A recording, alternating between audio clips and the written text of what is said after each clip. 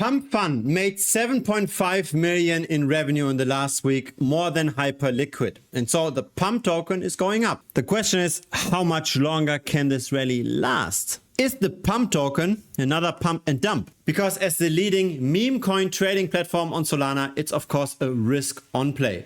And the market isn't really hungry for risk on assets, right? This is all the altcoins in the last year. Here are the news. Pump.fun surges following rising revenue and social push. But then we've also got layoffs. 40 people got laid off from the Pump ecosystem just before the tokens vested. Here's the tokenomics chart over time with that vesting unlock. So do we have potentially an opportunity here? What's really driving demand versus supply? Let's have a look at the data. My name is Gerhard. I've been in the crypto space for the last 8 years. I hit my first million 3 years ago, and I did this mainly through active trading of altcoins. My track record is on the website pinned down below. In the last 2 years, I started to publish my trades in real time. We made 47% annualized since then. We are currently at an all-time high. The current open positions are available to the premium members. The closed positions, they are over here. 100% public, traceable for everybody to verify the track record. Now, at the time of the initial coin offering, everybody was talking about Pump because it was the third largest in history,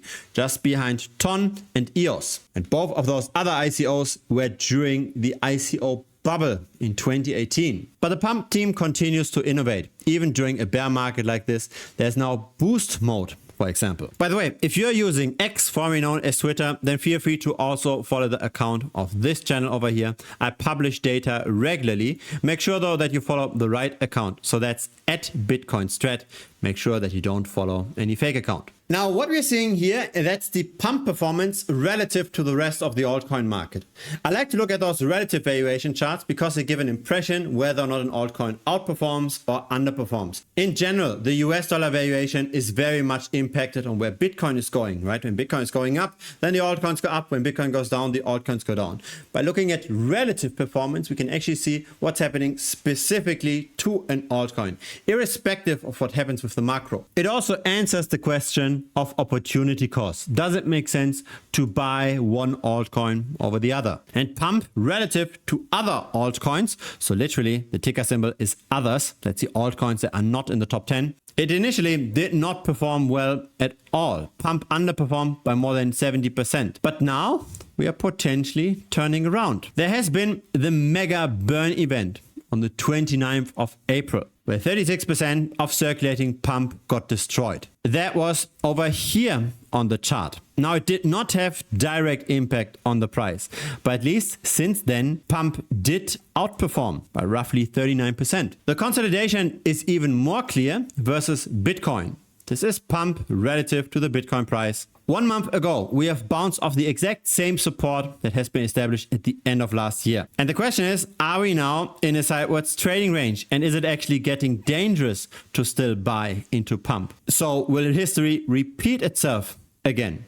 That's the big question. One of the reasons why Pump has been able to consolidate is the buyback program, as in all the usage of the Pump ecosystem gets converted at least by 50% into purchases of the Pump token. The cumulative buyback is over here, this green line. That's 418 million worth of Pump. The fully diluted valuation of Pump is currently 2.3 billion. So roughly 20% of the supply has been bought back. The buybacks are slowing down though. So this is the daily US dollar burn. And we had the tokenomics update with only now 50% of the revenue going into buybacks. Still, even with the buybacks, I expect that the supply will grow 1 year from now by roughly 27%. And I recently made an analysis how strong the tokenomics have an impact on future performance. So we've got the annualized supply growth on the x-axis, and we've got the outperformance versus Bitcoin on the y-axis.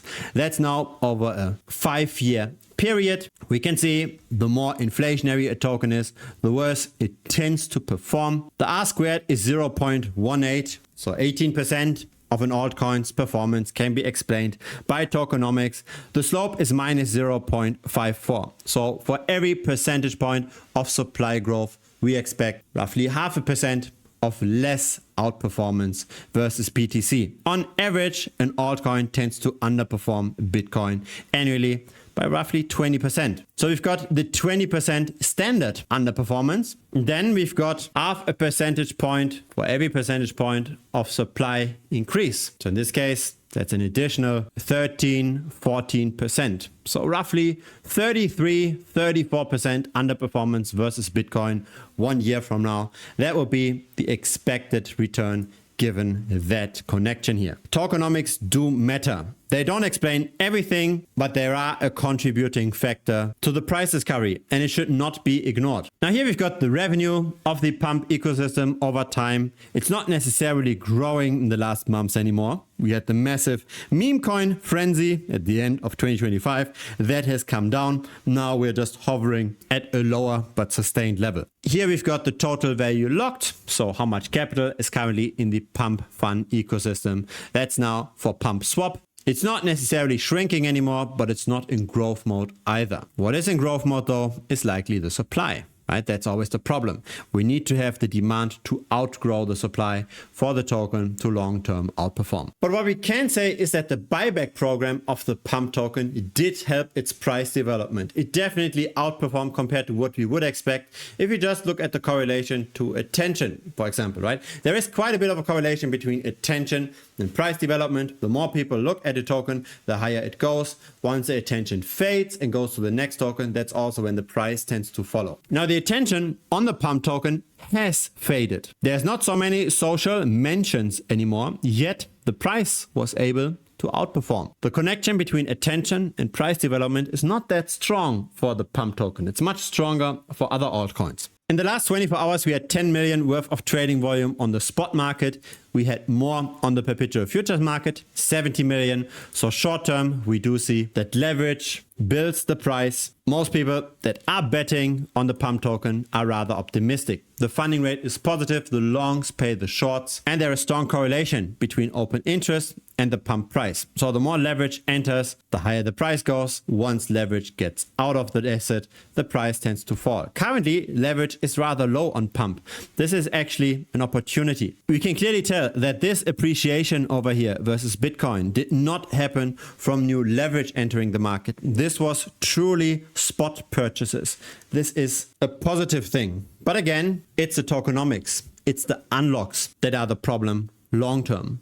Not in the short term, but long term. Now, if you've been following this channel for a while, you know that I like to run simulations of buying and selling an asset. I like to run backtests in order to figure out, is there maybe a trading rule that historically worked well to time an asset? Specifically, I'm looking for the best golden crosses and death crosses. So crosses of 2 moving average durations. And I ran that backtest using Bitcoin Strategy Analytics, so the backtesting platform of this channel. Every premium member has access to that, including all the tutorials. And we are running here Pump relative to the others market cap. And we're looking for the best combination of a slow moving average versus a fast moving average. And that's over here, this data point, the 9-day simple moving average together with the 5-day simple moving average. That has historically outperformed buying and holding Pump massively. And that's then how the performance looks like over time, right? So we've got the Pump token at the top, we've got the performance in US dollars in the middle versus just holding Pump. And at the bottom, we've got the portfolio measured in Pump tokens. Now this means for right now that we should rather be bullish. The 5-day simple moving average is still above the 9-day simple moving average. There is some noise in this strategy, but in general, we want to be in whenever the shorter moving average is above the longer moving average. The 5-day plus the 9-day simple moving average. And so that's in general the approach that I use to trade the altcoin market. That's why the performance looks the way it does. I just look for very bad performing altcoins and then try to find trading rules that historically worked well. And so that's why on average there's quite a bit of money to be made. Now not every trade is a money maker, but on average over the last 187 trades, a trade made 5% gains. That's where the 47% per annum come from. And I'm not trading in and out 10 times a day, right? The average holding duration is 26 days. Now, unfortunately, I cannot share the current open positions here for free on YouTube, but there is a pinned comment down below. One of the positions that I've currently opened, that most premium members have opened as well, is available on this website. You can either get this via Telegram by scanning this code or by clicking the button,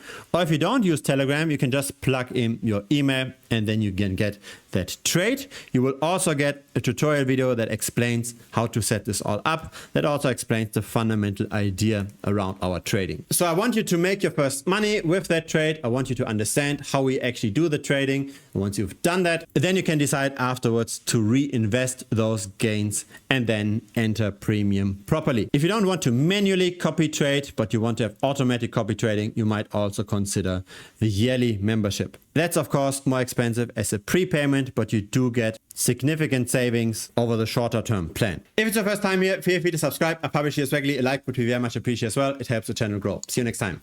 Cheers.